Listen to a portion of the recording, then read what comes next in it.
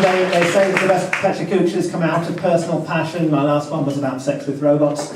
And this one is about the influence of wombats on the pre-Raphaelites, so I don't know what that makes of me. If you go down to Tobacco Dock in Wapping today, you're sure to see 2 shit sculptures of animals.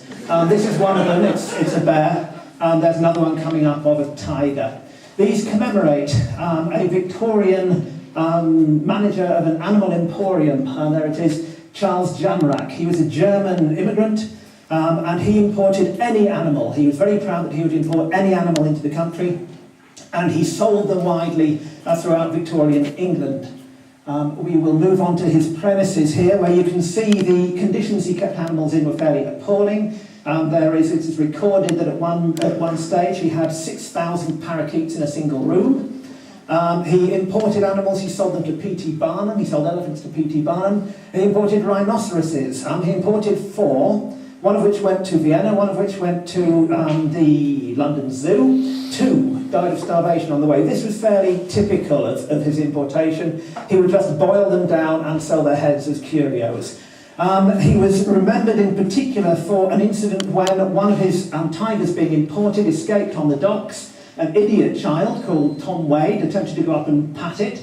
It grabbed him by the neck and carried him down the street, at which point Charles Jamrach jumped on top of the tiger and hit it on the nose with a crowbar, releasing the boy. He sold it for £200 and was then fined £300 by the parent of the child. Right, on to the pre-Raphaelites. These are the Rossettis. There's Dante the painter, Christina the poet, Maria Augusta the author, and William Charles the art critic. They were drug-addled nutters. In particular, Dante Gabriel Rossetti, pictured in his youth by Holman Hunt, pictured later in his life by Lewis Carroll, the effect of a lifetime addiction to chloral.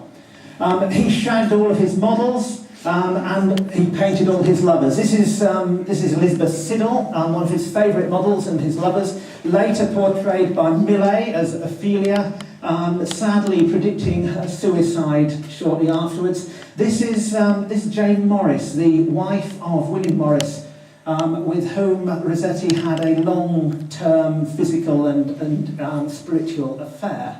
We will come back to her later on.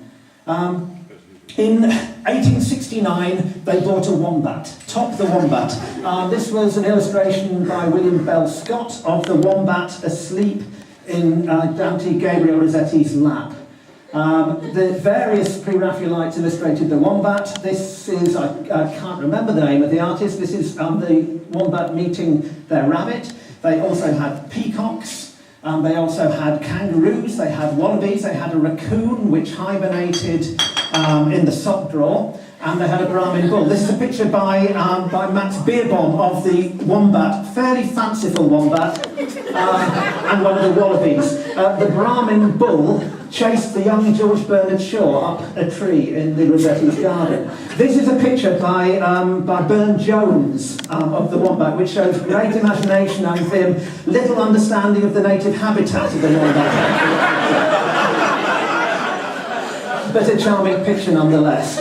It is said that the wombat inspired the Dormouse in Alice in Wonderland, because Charles Lutwidge Dodgson, Lewis Carroll, was disgusted to find out that they permitted it on the tea table.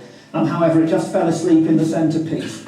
Right, this is Christina Rossetti's poem, The Goblin Market. Just a short snatch from it. Here we go. Curious Laura chose to linger, wondering at each merchant man. One had a cat's face, one whisked a tail, one tramped at a rat's pace, one crawled like a snail, one like a wombat prowled a deuce and furry, one like a rattle tumbled hurry scurry. Jane Morris with Top the Wombat, an apparently innocent picture. Jane Morris has the wombat on a chain. However, this is an incredibly cruel picture. William Morris was called Topsy by the pre-Raphaelites. It was a deliberate dig by the man who was fucking his wife. A really vicious piece of bitchery. The wombat died 3 months later, 3 months after it had been born. And Rossetti wrote it in elegy, which I'll just read you. Where are we? I never reared a young wombat to glad me with his pinhole eye, that when he was most sweet and fat and tailless, he was sure to die. Thank you.